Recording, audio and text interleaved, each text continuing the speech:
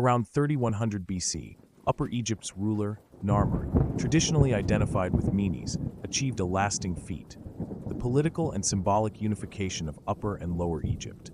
Archaeological finds, most famously Narmer's palette from Hierakonpolis, depict the king wearing the white crown of Upper Egypt on one side and the red crown of Lower Egypt on the other, underscoring his newfound dual sovereignty.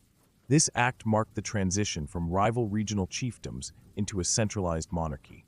Narmer established his capital at Memphis, a neutral site near the Nile Delta's apex. Here, he built the first throne hall known as White Walls, set up royal workshops, and instituted administrative posts, early precursors to the bureaucracy that would come to define pharaonic rule. Inscriptions credit him with canals for irrigation, standardized weights, and regional governors who reported directly to the king, embedding centralized oversight into the formerly autonomous districts. The first dynasty solidified these innovations. Successors like Akhenaten expanded Memphis's temple precincts, dedicating shrines to Horus and Wadjet, and maintained tight control over trade routes to Sinai's turquoise mines and Nubia's gold fields. Royal tombs at Abydos reveal large retinues and sacrificial burials, indicating the ruler's cosmic role. Not merely political head, but divine intermediary ensuring Ma'at or cosmic order through ritual and warfare. By approximately around 2900 BC, Egypt had emerged as the world's first true territorial state, a unified kingdom stretching from the Nile Delta down to Elephantine.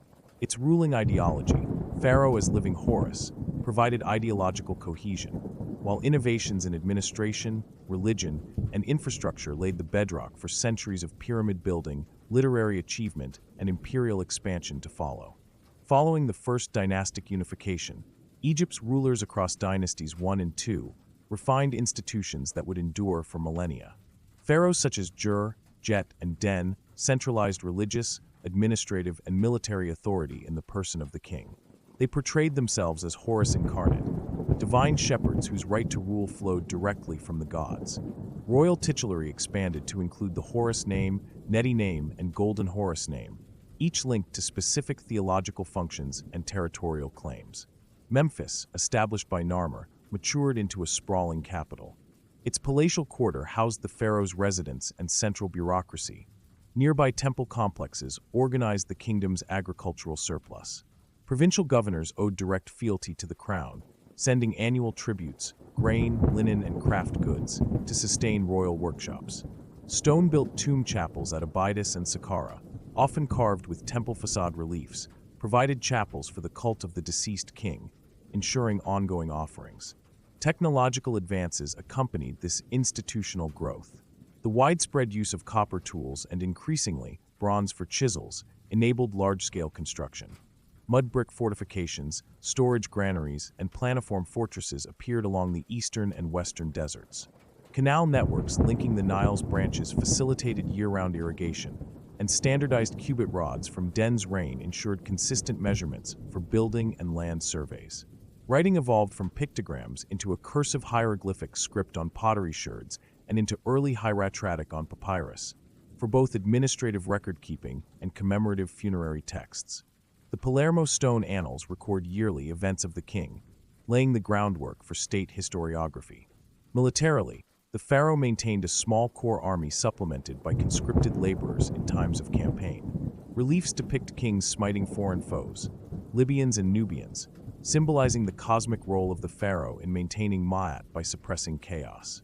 By the close of the Second Dynasty, these political, religious, and technological innovations coalesced into a durable model, a divine monarchy backed by an efficient bureaucracy, supported by advanced infrastructure, and sustained by ritual cult.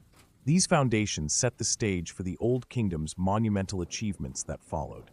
The Old Kingdom, specifically dynasties 3 to 6, represents Egypt's golden age of state building and monumental architecture. Centered on Memphis, pharaohs refined the ideology of divine kingship and marshaled immense resources to build lasting memorials. The Third Dynasty's Djoser commissioned Imhotep to design Egypt's first true stone monument, the Step Pyramid at Saqqara, symbolizing a stairway for the king's ascent to the heavens. Under the Fourth Dynasty, Khufu, Khafre, and Menkaure constructed the Giza Pyramid Complex, engineering marvels that remain one of the largest freestanding structures on Earth. Ramp systems, quarries at Tura and Aswan, and dock facilities on the Nile enabled the transport of millions of limestone and granite blocks. Surrounding funerary temples and causeway processional ways connected the mortuary cult to life-giving Nile rituals. The alignment of the pyramids with cardinal points and stars underscores the integration of religious cosmology into state projects. Administratively, an extensive provincial network supported these endeavors. Nomarchs who once wielded great autonomy became subordinate to royal viziers, memorialized in the tomb of Wayne at Abydos, with centralized archives in the pyramid temples. State scribes maintained detailed accounts of laborers, food rations, and building supplies.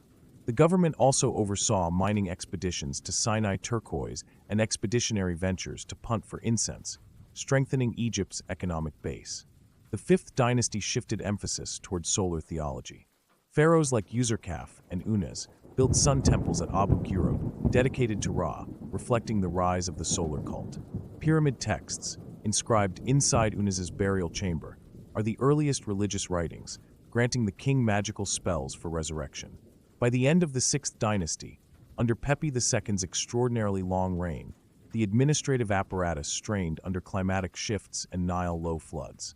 Provincial governors gradually reasserted local power, diverting resources from the pyramid complexes. The elaborate mortuary cult that once united the populace became monopolized by the elite, undermining social cohesion. As royal authority weakened, the Old Kingdom's centralized framework unraveled, paving the way for the ensuing First Intermediate Period. The collapse of central authority at the end of the Old Kingdom ushered in the First Intermediate Period, a time of political fragmentation and social upheaval. With the death of Pepi II, who purportedly reigned for over 90 years, the royal succession faltered. Lower Egypt's Heracleopolitan rulers vied for power against increasingly autonomous nomarchs in Upper Egypt around Thebes.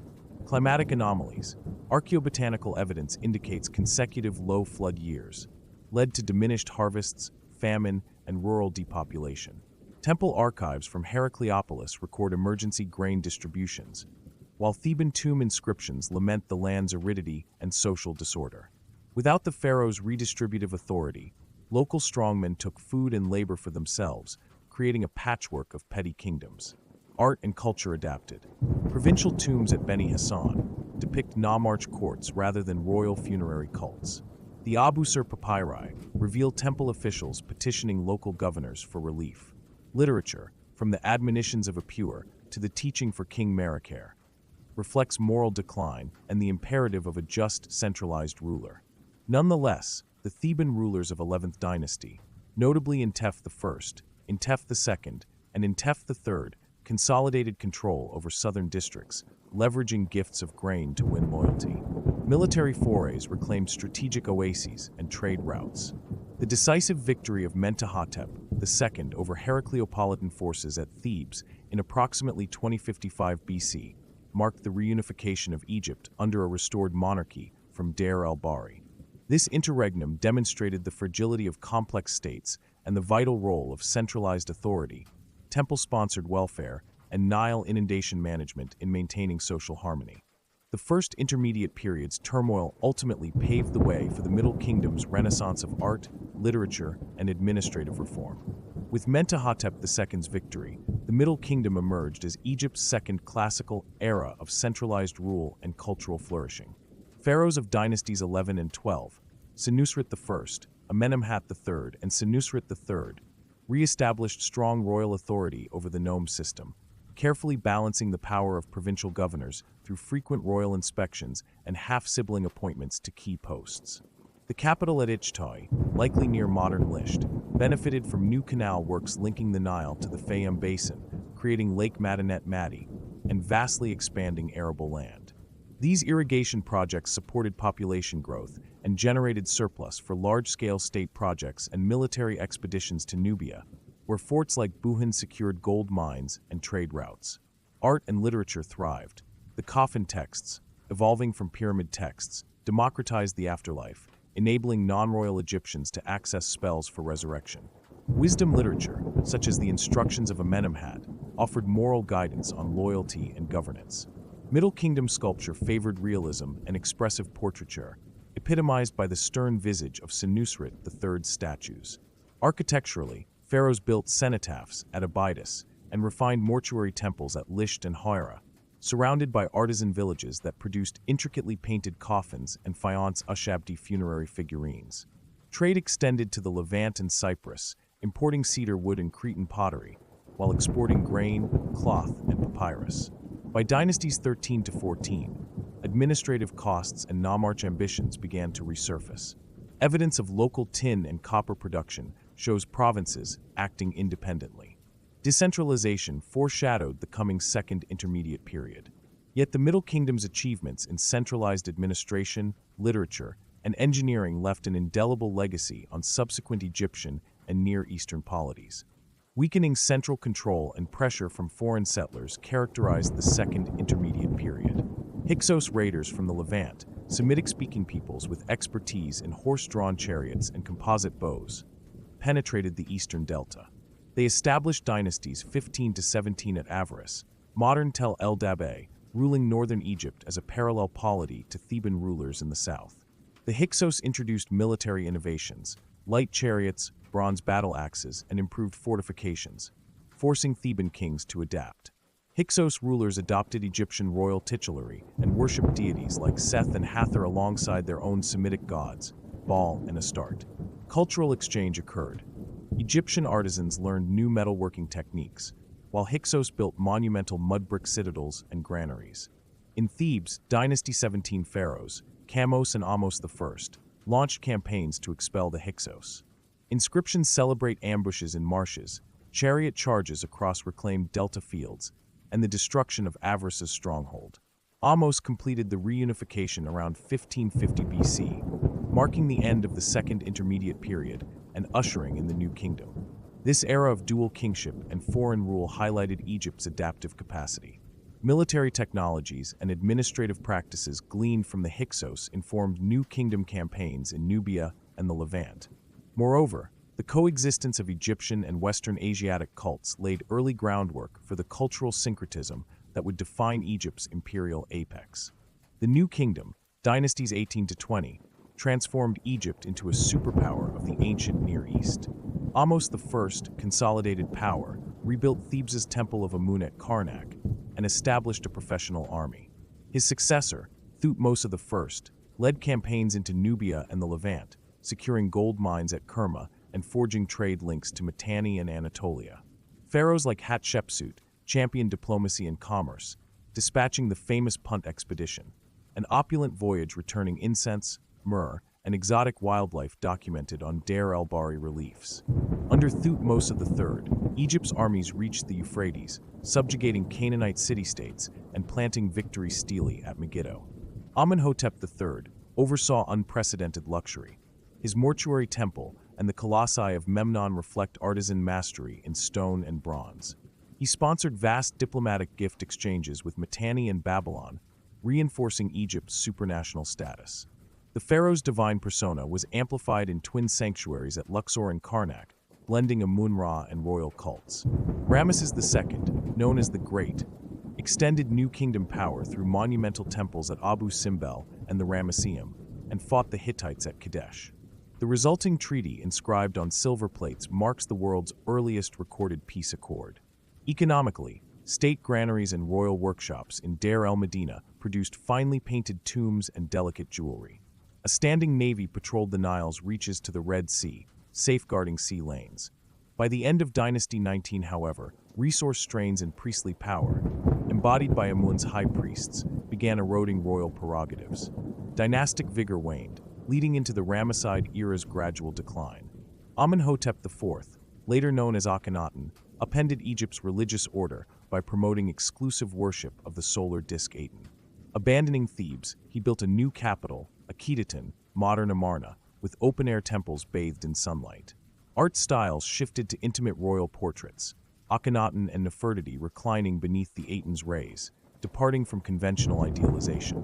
This radical monotheism dismantled Amun's priesthood. Temples were closed, cult wealth seized, and old gods prescribed. Literacy in the Amarna letters, diplomatic clay correspondence with Canaanite rulers, offers a rare glimpse into late Bronze Age geopolitics and small state diplomacy. After Akhenaten's death, Traditional cults were rapidly restored under Tutankhamun, his probable son. Tutankhamun's tomb, preserved intact, provides rich evidence of a syncretic restoration, regalia bearing both Aten and Amun iconography. His brief reign witnessed the dismantling of Amarna's temples and the sacking of the city. The Amarna interlude underscored tensions between royal innovation and entrenched religious institutions. Though short-lived, its artistic and theological experiments influenced later pharaohs' symbolic use of the king's image and the maintenance of divine kingship under multi-layered cultic frameworks. The Ramesside era, dynasties 19 and 20, saw a revival of monumental building alongside growing decentralization. Rameses II's 66-year reign blended diplomacy, treaties with the Hittites, with grand temples at Abu Simbel and Pi Ramesses in the Delta. His numerous sons and daughters, immortalized in colossal statues, cemented the pharaoh's living divinity. Marenta, Seti II, and Rameses III defended Egypt against Libyan marauders and sea peoples, recorded on temple reliefs at Medinet Habu. Despite these successes, the cost of continual warfare and temple endowments strained royal finances. Provincial officials and high priests amassed wealth and influence, eroding central control. Art and literature reflect this complexity.